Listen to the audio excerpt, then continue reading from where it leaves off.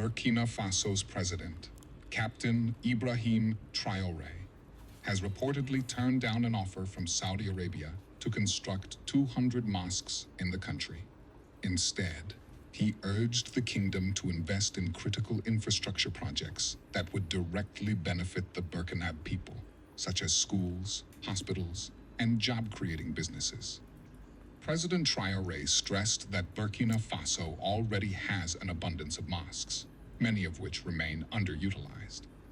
He emphasized the urgent need for development initiatives that would strengthen the nation's self-reliance and accelerate progress across key sectors. His stance aligns with his broader vision for national development. Since taking office, Traoré has prioritized enhancing public infrastructure to ensure long-term sustainability. His administration has introduced key reforms to improve project management and delivery, with the Ministry of Housing now overseeing all phases of public construction from design and planning to execution, while enforcing strict technical, environmental, and safety standards. Beyond infrastructure, Traoré has launched initiatives to tackle housing shortages, particularly for internally displaced persons affected by security challenges.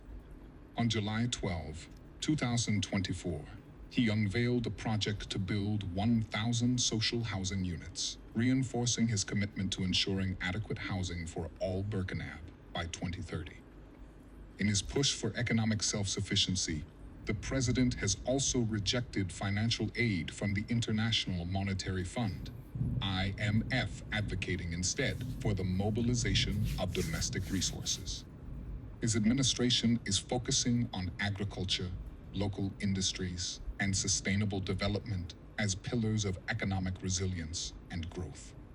President Traoré's firm rejection of the Saudi mosque proposal underscores his commitment to a development strategy centered on education, healthcare, and economic empowerment, key elements he views as essential for Burkina Faso's future.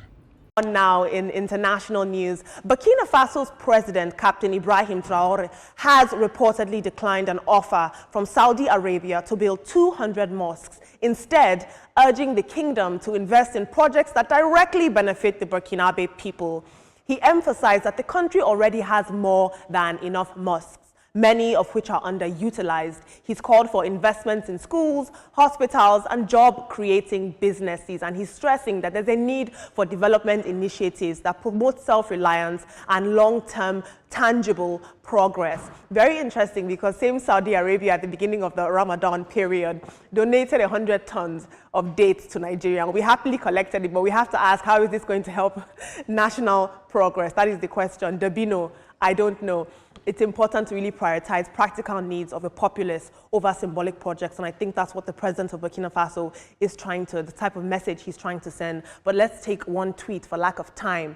Prof. Ann Lopez says, why would they want to build 200 mosques and not schools and hospital? I want to direct this story to Ibrahim, because you are a Muslim. What do you make of this? You know, Saudi Arabia said this is part of their humanitarian efforts on behalf of the worldwide Muslim community. Yes, most definitely. They've been trying to, they built mosques for several places in Nigeria, Ghana, mentioned all of this. But I think I love what the Burkina Faso's military head had done, because if you look at them, there are 23 million people there in the country. 68% of them or thereabouts are Muslims, Sunni Muslims to be precise. It means that they will have substantial mosques around. In fact, what I will advocate, what it should be, is that there should just be one mosque per street or one mosque per community, so that the essence of mosque is to get people together, form a community, not having mosque from one street to the other, another. Let them build schools, let them build infrastructure. Just like I quoted earlier on, Thomas Sankara, back in the day in Burkina Faso, he said, do not just give us all of these things. We need machinery, we need plows, we need what to use, all of the systems that we need to, make ourselves developed in the country. So I'm on his side very well. Mm-hmm. And it makes a lot of sense that he prioritized the people. And if you check history, our colonial masters gained incursion into Africa through religion. And this young man is saying, look, we have mosques already. Build us schools, build us build us those things that we need that will make us improve. It's 2 thumbs up for him.